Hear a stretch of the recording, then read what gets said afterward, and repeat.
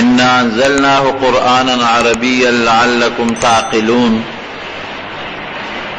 قرآن حکیم میں اللہ فرمائی عرب ہوتا چستاسو پخپل جبہ کے چتاسو پکم جبہ پوئے گئے مورنے جبہ دا چا عربی دا اغے کے میں نازل کو چتاسو پاسانا باندے پاغے پوئشے و پا ترجمہ کے بل چاہتا حاجت محسوس نکے. نحن نقص عليك احسن القصص بما اوحينا اليك هذا القرآن وان كنت من قبله لمن الغافلين. رب العالمین فرمائی کہ دغه قرآن حکیم چې په عربی ژبه کې تاسو ته ما نازل کو دغه قرآن په ذریعہ د تاسو ته یو ډیره خشتا او مزیدار واقعه ذکر کو. او نبی علیہ السلام ته الله فرمایي چې مخکې د دې واقعې ذکر تا ته نه دی شوی او د دې نه تا ته اس قسمه اطلاع نه وه، مونږ دې پې خبرو. نبی کریم صلی الله علیه وسلم په مکه مکرمه کې مدینه منورې ته لا هجرت نو کړی او یهودیان په مدینه منوره کې اوسېدل. نو مشرکانو د یهودو نه تپوس وکړو چې داسې سوال راته وښایه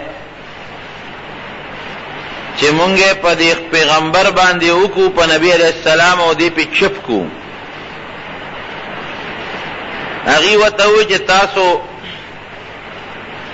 د دې هلک نه چې د پیغمبرۍ دعوی کړې ده د یوسف علیه السلام د واقعې تپوس وکړئ، دا معلومات ته وکړئ او دا تپوس ته وکړئ چې یوسف علیه السلام دی خو په شام کې اوسېده،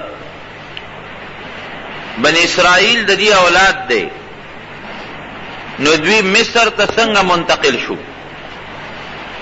بني اسرائیل چې کم یهودیان ځان ته بني اسرائیل دی او دغه قوم دی، نو یوسف علیہ السلام او داغه پلار خو شام کې اوسېدل دي، مصر ته څنګه رالل؟ د دې تپوس ته وکړئ او د یوسف علیہ السلام پوره تپوس ته وکړئ داغه واقعات چې هغه درته بیان کړي. نو که دا واقعه بیان کړي به رښتونی پیغمبري، که دا بیان نه کړه دی به دروغجني بیا.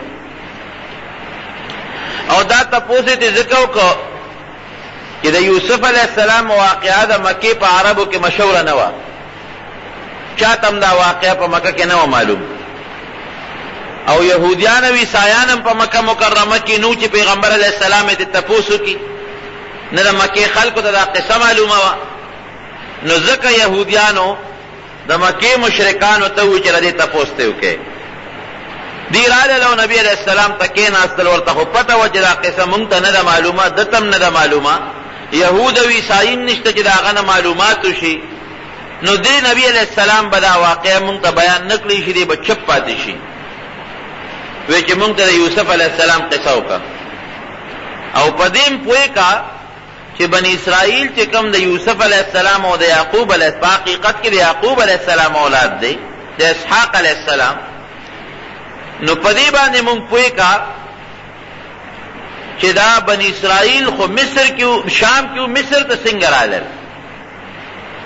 پیغمبر علیہ السلام جبریل علیہ السلام ته رجوع کړه او حضرت جبریل علیہ السلام د رب العالمین نه په قرآن حکیم کې پوره یو سورت راوړه چې هغې ته سورت یوسف وایي، او هغه واقعه مکمل اول نه آخره پورې د مکې مشرکانو ته بیان کړه.